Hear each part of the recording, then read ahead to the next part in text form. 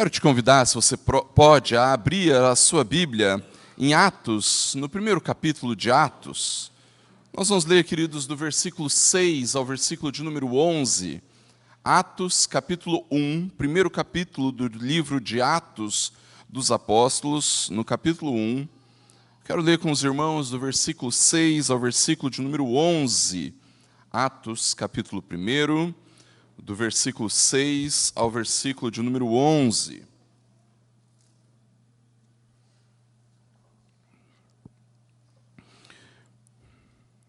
Atos, capítulo 1.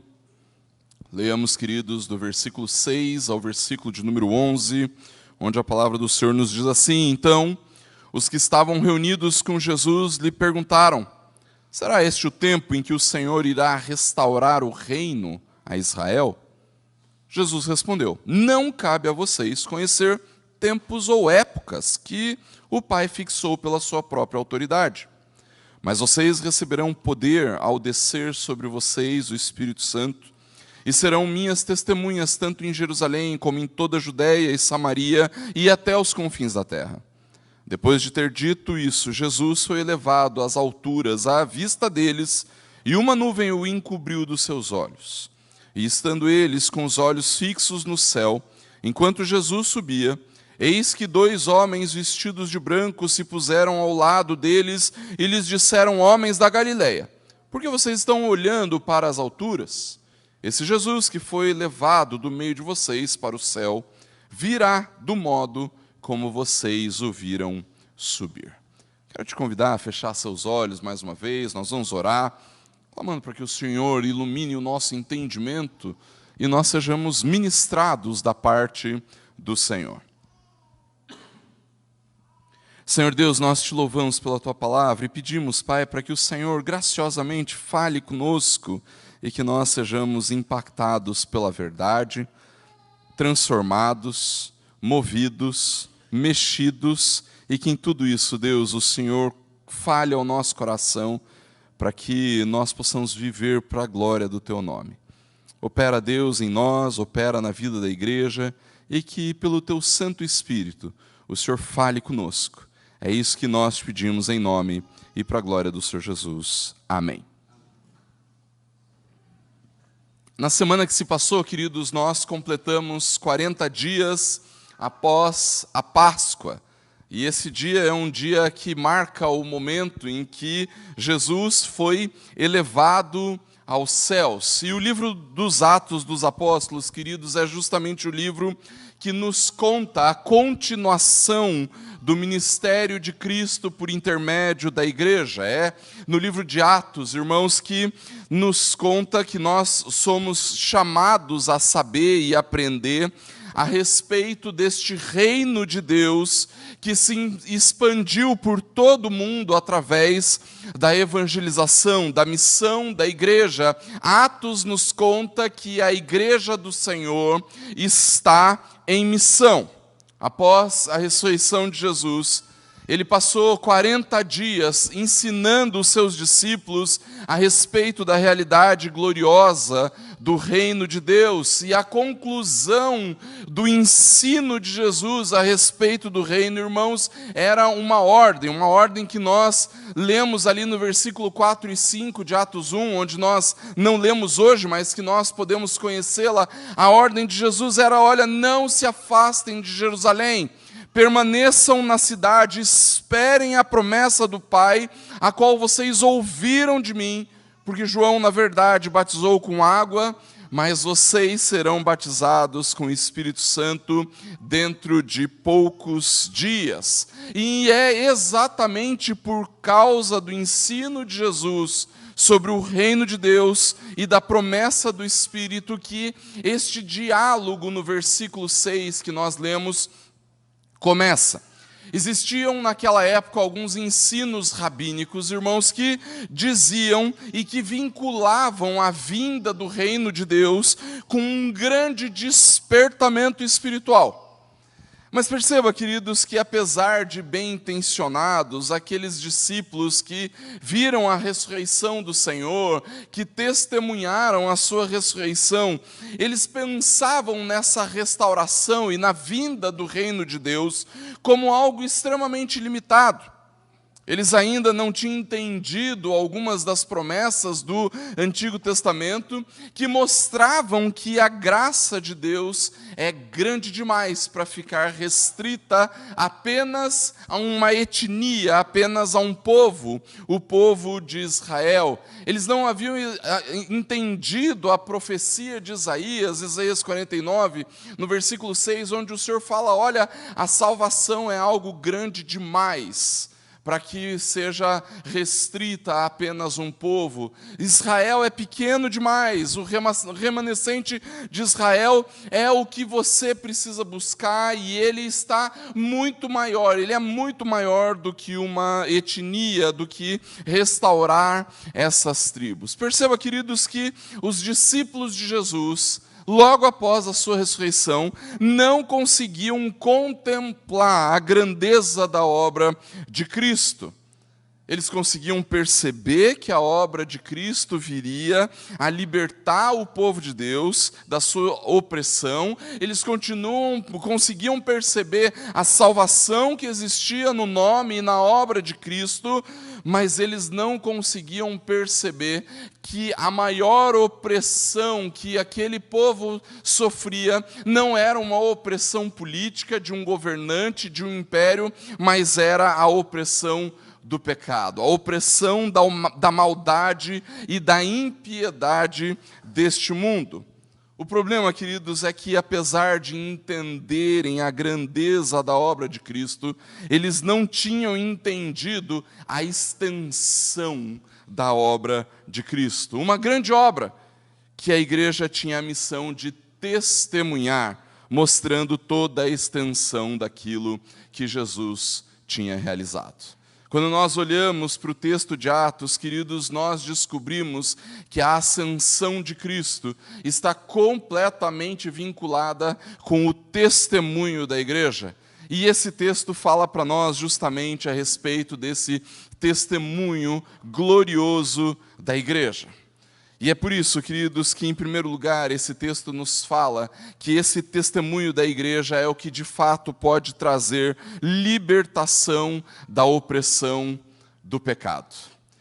Hoje, queridos, nós olhamos para todo o desenvolvimento tecnológico que nós vemos à nossa volta, todo o desenvolvimento social que nós vemos à nossa volta, o desenvolvimento da educação e tantas outras áreas do conhecimento humano que se desenvolvem de maneira muito proeminente, assim, com muito destaque, e nós podemos correr o risco de acharmos que a grande resposta da humanidade está no desenvolvimento científico, está no desenvolvimento teológico, tecnológico, está no desenvolvimento do conhecimento do saber humano. Quando nós olhamos para a palavra, nós percebemos que os discípulos também viam no desenvolvimento político, no desenvolvimento do social, uma resposta para a opressão que eles viviam. Não é à toa que após a ressurreição eles perguntam: Jesus, é agora, chegou a hora, o Senhor vai restaurar o reino. O lugar da nossa esperança encontrou morada. É agora que o Senhor vai restaurar o reino. E Jesus vira para eles e fala assim: olha, não compete a vocês saber tempos ou épocas que o Pai resolveu preservar pela sua própria sabedoria, pela sua própria autoridade.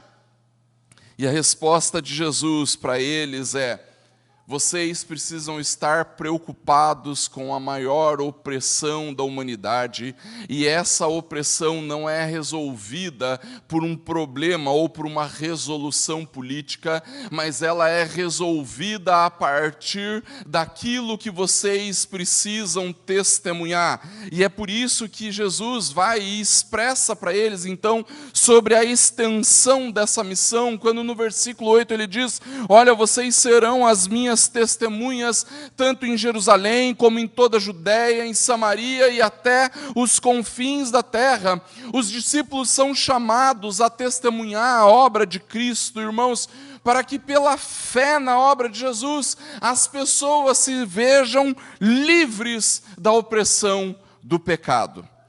Jesus chama os seus discípulos para testemunhar a sua vida, a sua obra, a sua morte, a sua ressurreição, porque são estas coisas que de fato podem, como única realidade, nos salvar do pecado que aprisiona mentes e corações. Só o Senhor pode fazer isso.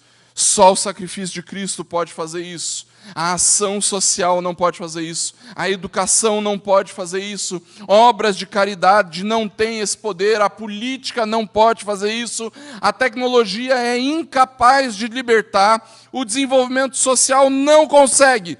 Só o poder de Jesus pode, de fato, libertar as pessoas do jugo do pecado. E ele chama a igreja a testemunhar sobre isso, a testemunhar sobre a extensão dessa missão. Jesus fala sobre um testemunho que aconteceria em Jerusalém, Judéia, Samaria, confins da terra. E percebe, irmãos, Jesus em nenhum momento ele fala, olha, primeiro aqui, depois ali, depois acolá. Não, é tanto quanto, tanto como vocês serão minhas testemunhas aqui, ali, acolá, em todo momento. Nós somos chamados como igreja, queridos, para testemunharmos as obras poderosas de Cristo, a obra poderosa de Cristo na cruz do Calvário, que liberta o homem da opressão do pecado. Mas não apenas isso, queridos.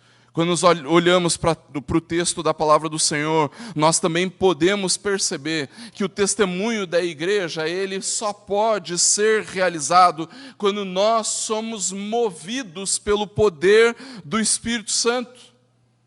Existia na antiguidade, queridos, o pensamento de que as nações iriam crescer pelo seu domínio militar, pelo seu poderio militar. Era através do poder bélico que algumas nações exerceram domínio sobre outras nações e assim mantinham esse domínio através do seu poder de guerra, dos seus carros de guerra, dos seus carros de batalha. Hoje nós falamos sobre não apenas um poder bélico, mas também uma dominação cultural, um poder cultural. Nós falamos sobre o poder econômico, nós falamos sobre o poder da comunicação e olhamos para todas essas coisas pensando, olha, talvez nós tenhamos que nos encorajar a construirmos aqui um grande poderio para que através desse poder nós possamos testemunhar a respeito daquilo que Jesus faz. Mas o que o texto nos diz, queridos, é que este poder do qual o testemunho da igreja depende para avançar, não é um poder natural, mas é um poder espiritual. O versículo 8 diz, vocês receberão poder ao descer sobre vocês o Espírito Santo, e é através deste poder que vocês serão as minhas testemunhas. E se nós formos racionalizar a respeito disso, queridos, nós precisamos nos lembrar qual é o poder que aqueles 11 homens chamados para serem testemunhas do Senhor poderiam ter diante de todo o poder bélico, diante de toda a força do Império Romano. Como é que eles poderiam fazer o reino de Deus avançar se a religião judaica, que era predominante naquela cultura, naquela região, era muito mais poderosa que eles? Como é que eles poderiam expandir o reino dos céus se a cultura grega dominava o imaginário das pessoas? A resposta é, queridos, eles precisavam de um poder maior e mais abundante que o poder militar de Roma. Eles precisavam de um poder maior e mais abundante que a força religiosa da religião judaica. Eles precisavam de um poder maior e mais abundante que a influência da cultura grega. E eles precisavam de um poder que era o poder do Espírito. É só o poder do Espírito que poderia fazer com que o testemunho destes 11 homens e algumas mulheres pudessem sobreviver e expandir num contexto tão contrário à mensagem do Evangelho. Veja, irmãos, os discípulos tinham uma missão praticamente impossível. Não era uma missão difícil, era uma missão impossível. Mas eles seriam capacitados com um poder sobrenatural para realizar aquela missão. Eles seriam capacitados por um poder espiritual para realizar aquela missão. Irmãos, sempre quando nós falamos a respeito da tarefa do testemunho da igreja, da missão da igreja, da evangelização, da proclamação da igreja, eu sempre ouço alguns irmãos falando que testemunhar é uma tarefa muito difícil. Mas deixa eu te falar, testemunhar não é somente difícil. Testemunhar o evangelho é uma tarefa impossível. É impossível. Testemunhar é uma missão impossível, é simplesmente impossível, queridos, que através daquilo que nós falamos, as pessoas sejam de fato impactadas e transformadas. Irmãos, nem a melhor retórica do mundo, nem toda a sabedoria do mundo, nem todo o conhecimento do mundo seria suficiente para transformar a vida das pessoas. É por isso que testemunhar o Evangelho acontece, irmãos, na dependência do poder do Espírito. Se nós vamos na nossa força, no nosso conhecimento, na nossa retórica, na nossa sabedoria, irmãos, nós seremos frustrados. A nossa missão não será realizada. No entanto, quando nós vamos movidos pelo poder do Espírito, então nós temos condições de testemunhar, mesmo que essa pareça ser uma missão impossível. Mesmo que seja algo muito difícil, nós temos e fomos capacitados por um poder sobrenatural para testemunhar. Mas não somente isso, queridos, nós precisamos lembrar que o testemunho da igreja é a nossa missão mais prioritária até o momento em que Jesus voltar. A pergunta que se inicia no versículo 6 fala de uma restauração de Israel, mas ela também fala a respeito de um tempo. Será este o tempo? E a resposta de Jesus é muito significativa, irmãos. Não cabe a vocês conhecer tempos ou épocas. Em outras palavras, queridos, Jesus estava dizendo para os seus discípulos que o tempo não é importante para nós, não é algo com o qual nós deveríamos nos preocupar. Até mesmo porque, queridos, se existe algo que nós não controlamos é o tempo, não é verdade? Nós, no máximo, administramos o tempo que o Senhor nos dá.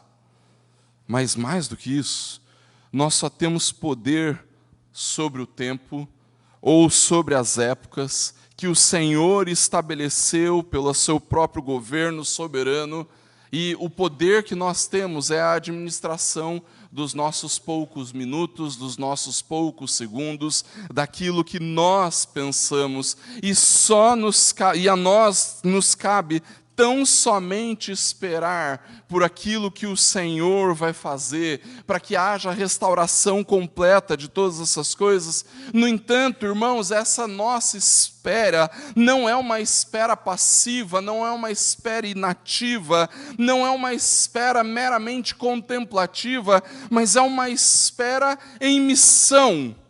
Você reparou que a ordem da evangelização são as últimas palavras de Jesus antes de subir aos céus? Olha o que ele diz no versículo 9.